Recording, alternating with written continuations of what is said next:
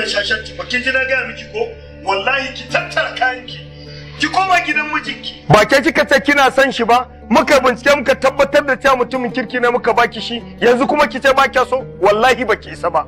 Na rantse da Allah na da na same ki a gidan nan duk wulakancin da na muke kika jawo. Kina ji na ko? Ke kuma kina kallon halin da take ciki mai kon ki dinga gyara mata. Kina ganin tana so ta mana shirme? Shashashen yarinya kawai. Ki bata mana suna na dattijan arziki a garin nan sai kin sa na zama dattijan banza. To wallahi ban yadda ba. Na da na same ki da abin da na miki kika so. Shashashen yarinya kawai. Kin ga tafiya ta ndawon same ki kuma ki gani. Wallahi umma kashe shi dan yi tunda an ce sai na zauna da shi. Kina hauka ne Jamila? Kisa kika ce Jamila. Za ki kashe shi? To ni umma dan kashe kaina dan ni na gaji da zaman takaici da wulaganci.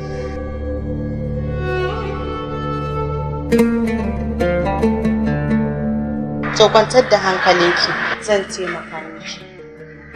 Da ki kashe kanki a banni da asara gwara shi ya mutu. Amma fa sai kin bi ka'idodin da zan gaya miki saboda mu kauda zargin mutane a kanki. Na farko ki roƙi gafarar shi ku zauna lafiya. Kin ga haka zai sa zargin mutane ya kauda kanki ko da ya mutu. Na biyu ki kasance mai tsafta da yawan kwalliya saboda mutane su ga kamar kina jin daɗin zaman auren ki. Na uku ki dinga kula da shi wajen yi masa duk abin da yake so. Kin ga koda ya fita zai dinga faɗa wa abokansa cewa yanzu kin canza ke mutuniyar kirki ce. Na hudu ki dinga yin haƙuri da shi sannan ki dinga godiya da duk abin da ya ɗauko ya kawo miki. Na biyar ki dinga amfani da kuɗaɗen ki wajen yi masa hidima. Kar ki jira komai sai ya saya. Kin ga a ƙarshe ko da ya mutu ke za ki gaji duk abin da ya mallaka. Na shida kuma na ƙarshe kar ki ɗaga masa murya. Kullum ki nemi ku zauna lafiya. Kin ga yana mutuwa babu mai zargin ki. Sai dai ma ki zama abin tausayi a wajen mutane. Dan kin amince da waɗannan ƙa'idodin ki koma gida. Ni kuma zan je in nema miki magani da za ki dinga bashi a abinci yana ci. Maganin shi kuma kullum yana shiga jikinsa. Zuwa kwana 30 sai dai wani washi.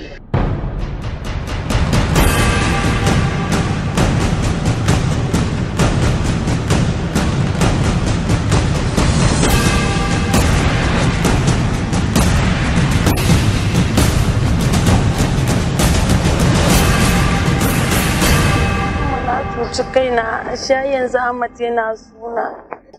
Duk abin da nake so min yana min fiye da yadda yake min da. Shi kuma sauran kwanaki kaɗan ya rage masa a duniya. Kuma ina son mijina wallahi ba na son ya mutu. Ina layo na lera. Ki kwantar da hankalinki. Maganin da na baki ba zai kashe mijinki ba. Garin citta ne kawai. Abin da tun farko nake so ki fahimta kenan game da zaman aure. Idan har kina so ki ji daɗin zaman aure sai kin yi haƙuri. Kin zama mai ladabi da biyayya. Sannan mai nuna tsantsar soyayya ga mijinki tare da kula da dukkanin haƙoƙinsa. To ina mai tabbatar miki mijinki zai zama tamkar raƙumi da akala sai yadda kika yi da shi. Alhamdulillah, Allah na gode maka. Biyayya da kyautatawa miji kadai ya ishe ki samun kwanciyar hankali a gidan aurenki. Mazaje mu yi adalci, mu tausaya musu, sannan mu kyautata a gare su. Muna godiya da kallon shirye-shiryenmu na darasi.